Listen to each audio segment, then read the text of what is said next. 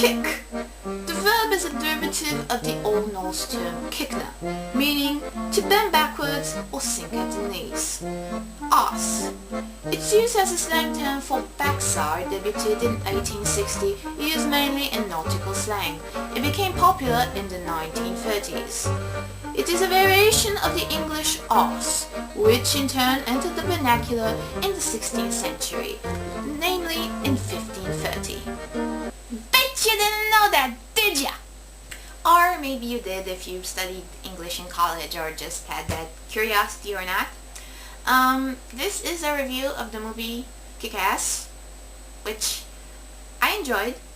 I think it is definitely a product of our times in the sense that years from now people are going to the teenagers of today are going to look back and they're going to think like, man, remember when Kick-Ass came out? Man, that movie was awesome. In that sense, it's kind of like the equivalent of Universal Soldier or Commando or any of the movies that we grew up on and we thought were, now we think are extremely corny and cheesy, but in fact we're very connected to them because they represent our childhood, our teenagehood, and I think that Kick-Ass, it's one of those movies, the kind of movie that kind of just ingrains into your very personality, and it really defines the age that we live in, especially in terms of entertainment. As a superhero movie, I think it is highly original. It definitely presents a new way of spinning the superhero story. I also saw Defender pretty recently, so I think I'll compare Kick-Ass and Defender a lot in this review because they're pretty similar in story. Now, I don't know how many people actually saw Defender because it had a really limited release, but I will say that Kick-Ass definitely delivered more in terms of entertainment. It definitely has better action scenes, a better story. I really like the pacing in this movie. Never once did I feel like I was getting bored. There are a couple of things to piss me off, but I can definitely say that Kick-Ass is not boring in the least. A lot of people call it very violent. I honestly don't think it was that violent. It did, at times, it did have the potential to become very sadistic, but it didn't. Sometimes I did get a feeling that, man, we're just watching a movie about a kid getting beat up, but for the amount of pain that is inflicted on the character of Kick-Ass, who is the Peter Parker-like character in this movie, there's plenty of pain being inflicted on bad guys, plenty of get-back action from characters like Big Daddy and Hit Girl and even Kick-Ass himself towards the end of the movie. The cast and the direction are really strong in this movie. There is not one actor that I dislike. Everybody shined, from Aaron Johnson to Nicolas Cage, who does a great role, to Mark Strong, who I've loved ever since Tristan and Isolde, to Christopher Mintz-Plasse, or Pass, I quite think is so great in this. He's actually sexy in a couple of scenes. Chris, if you're listening to this.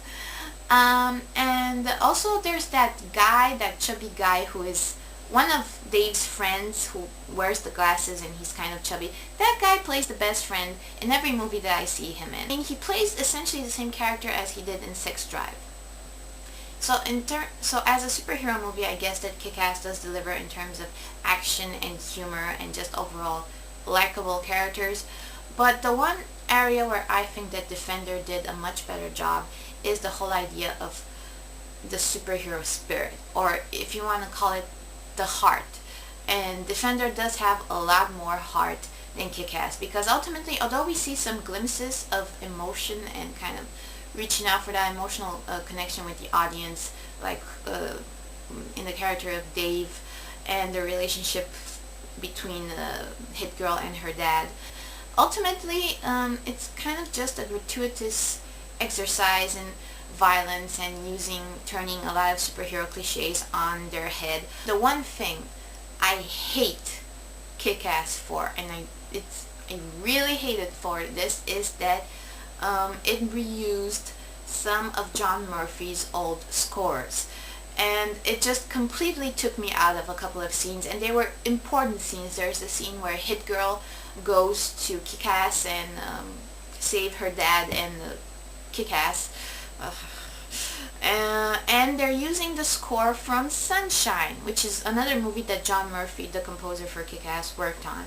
And I'm like, Why would you do that? It's such a big fuck up in my book, because the score for Sunshine is the score for Sunshine. It's the score for a big sci-fi epic, and Kick-Ass is not a big sci-fi epic. Not only does it not work in the scene, but it's Sunshine's score. It's just like, does John Murphy think that nobody saw Sunshine? I saw it.